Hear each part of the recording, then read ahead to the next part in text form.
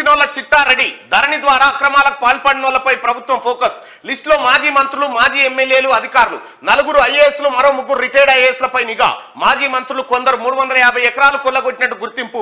వీటి విలువ 7,000 కోట్లకు పైనే.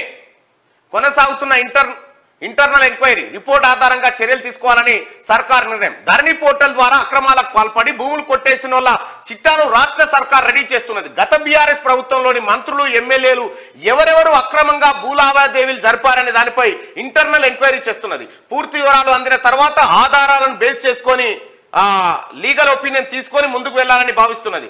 గత బీఆర్ఎస్ ప్రభుత్వంలో ప్రజాప్రతినిధులుగా పనిచేసిన వాళ్ళు మాత్రమే కాకుండా కొందరు ఐఏఎస్ అధికారులు కూడా భారీ భూదందా జరిపినట్టు ప్రభుత్వం గుర్తించింది. దీంతో ఆ ఐఏఎస్ ఆఫీసర్ల లిస్టును కూడా సీక్రెట్ గా తెప్పించుకున్నది.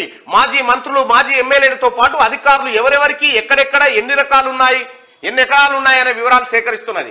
ఆ భూముల వివరాలు ఎలా వచ్చాయి, అంతకుముందు అవి ఎవరి పేర్ల మీద ఉన్నాయి, లావాదేవీలన్నీ సక్రమంగానే జరిగాయా, లేక ధరణి పోర్టల్లో ఒక్క క్లిక్ తో తమ పేరు మీద నమోదు చేసుకున్నారా, కబ్జాలు చేశారా, బెదిరించి రాయించుకున్నారా, తప్పుడు పత్రాలు సృష్టించి నమోదు చేయించుకున్నారా అనే కోణంలో సీక్రెట్ దర్యాప్తు చేస్తా ఉందట.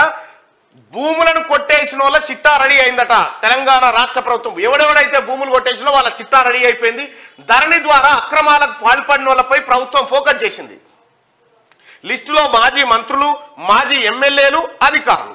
ఎవరు? టీఆర్ఎస్ వాళ్ళే, అంతా బీఆర్ఎస్ వాళ్ళే. ఈ దొంగలు ఈ లిస్టు తయారైంది. ఎవడెవడు కొట్టి 4 ఐఏఎస్లు కూడా ఉన్నారట. ఒకటి రజత్ కుమారు, ఒకటి సోమేష్ కుమారు, ఒకటి అరవింద్ కుమారు, అమయ్ కుమారు. ఇగో ఈ 4 మాజీ మంత్రులు కొందరు 350 ఎకరాలు కొల్లగొట్టినట. ఒక 350 3,500 కొల్లగొట్టిండు. 3,500 ఎకరాలు ఓన్లీ రామడు కొల్లగొట్టిందే. అది లక్షల ఎకరాలు. కొనసాగుతున్న ఇంటర్నల్ ఎంక్వైరీ కొనసాగుతుందా బిడ్డ. ఒక్కరిని కూడా వదిలిపెట్టకుండా వీళ్ళ ఆస్తులన్నీ జప్తు చేయాలి. వీళ్ళ ఆస్తులన్నీ జప్తు చేసి తెలంగాణ సంపదను కాపాడాలి. చూసిరా కేసీఆర్ అనే దొంగకు రాష్ట్రాన్ని అప్పచెప్తే ఏం చేసినో ఇగో ఈ దందాలు వాడు చేసినాయి మొత్తం.